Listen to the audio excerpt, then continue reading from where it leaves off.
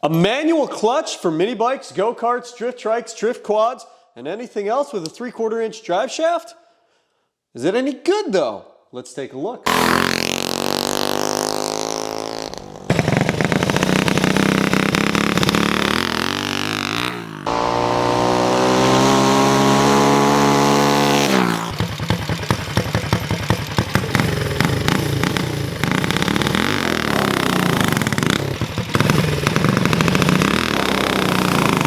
So I've got to play with this 3D Motorsports Engineering manual clutch for about a month now. My review on this is 2 parts. Part 1, this was pretty awesome playing around with it, and I bought a whole new go-kart to turn into a drift kart to play with it even further because I'm having so much fun.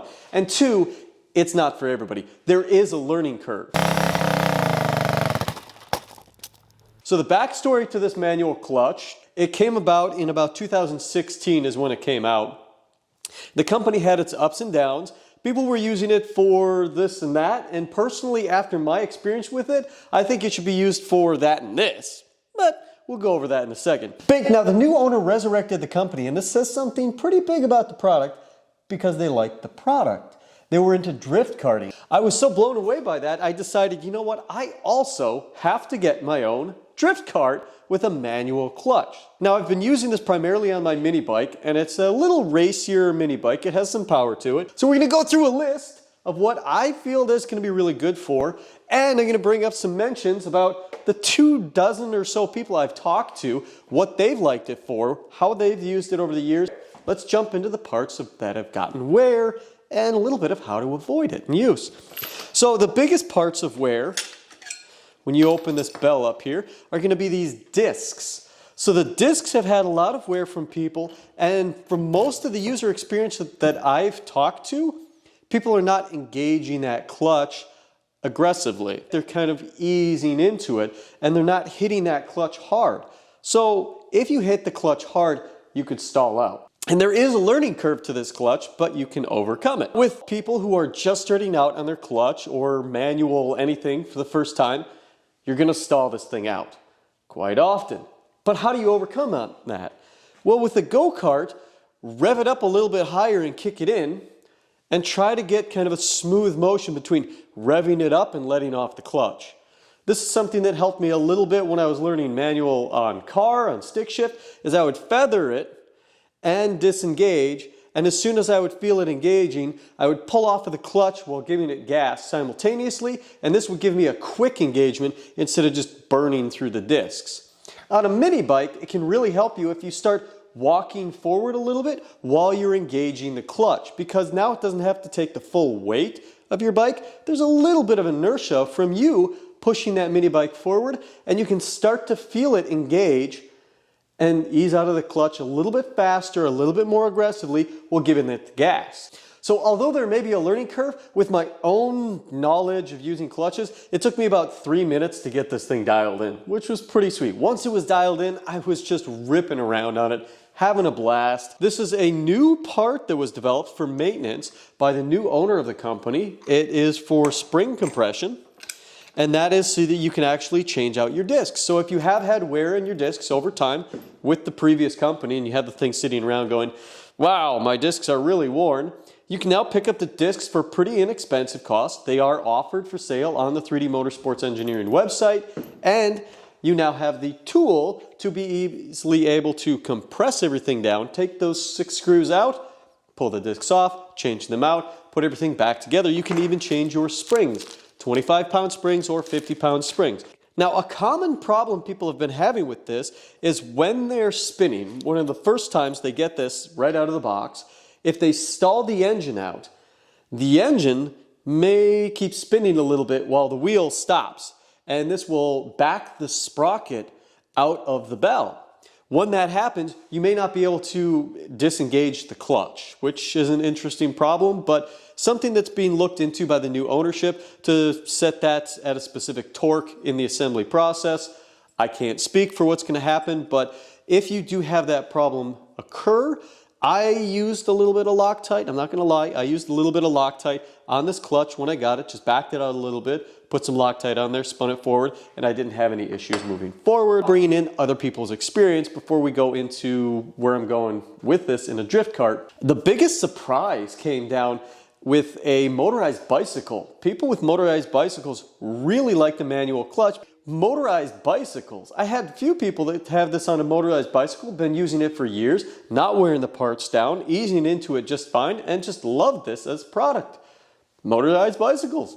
Who knew? Bink. Who knew? Bink. So aside from motorized bicycles, the two big main contenders here, people who tried to use it for drag racing mini bikes and found out that it may not have been the best, and people who used it for smaller wheel mini bikes and really love it, or drift carts and absolutely love it so much that they resurrect the company because of it, which is pretty cool. Getting into our beautiful list over here, track carts. I have seen this thing. People will ask how much power can this thing handle up to. Well, 50 foot-pounds of torque. There was a 500cc Phaser, I think it was 2-stroke, snowmobile engine running this thing on a go-kart on an oval track. It was insane. This thing handled a huge amount of power. That's not a problem with it. Drift carts. I mean, I'm putting this thing on a drift cart. I'm totally stoked for that. This thing is on the, I think it's pronounced Khana karts. Khana karts builds. Drift trikes. Drift quad's going to be a little bit different, but drift trikes, if you have sleeves on your rear tires, this is a great option, but you do have to have the sleeves. The drift quad is, I've talked to a couple people and they prefer their torque converter. They prefer their torque converter because with the drift quad, they're not, that sounds weird, drift quad.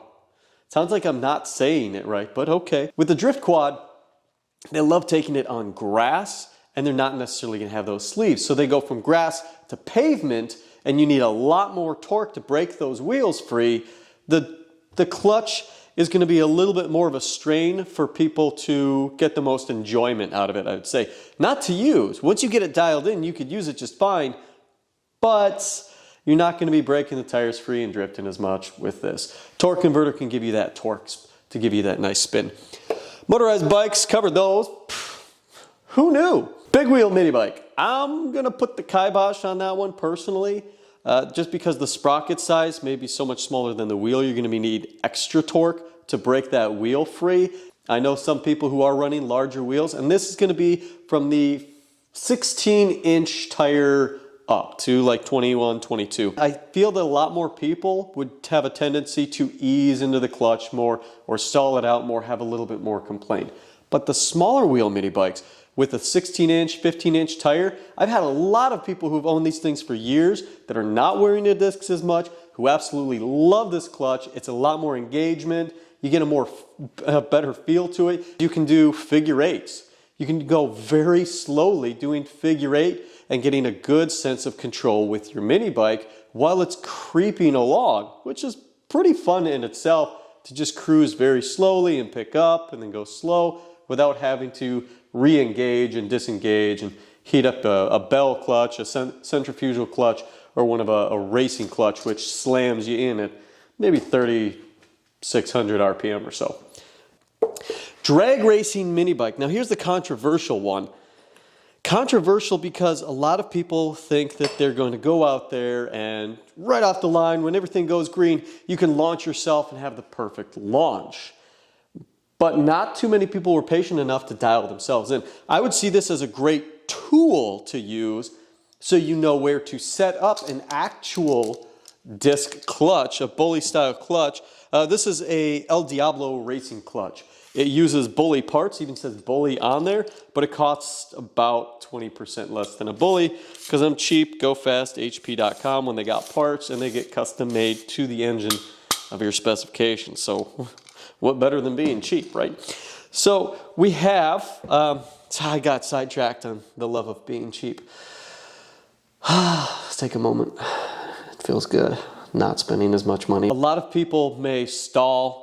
They'll be frustrated that they missed the launch off the line. But if you have a tachometer on your display and you rev that up and you test at different launch levels and you become more comfortable with it, you may know that your engine responds better to a different launch RPM without having to change your clutch over and over again while you're out there, without having to do adjustments while you're out there, change springs, make any other changes. And also, while you're out there doing rounds on your drag racing bike, you don't have to wait for a 3600 RPM or more or less, whatever engagement, just to make little trips in a round. It can be a little bit more fun and enjoyable at the lower RPMs to cruise around on a drag racing mini bike if you're not going hardcore with it. When it comes time to race though, if you're really getting serious on a drag racing mini bike, check out Junior Drag stuff. They're going with a CVT, a torque converter.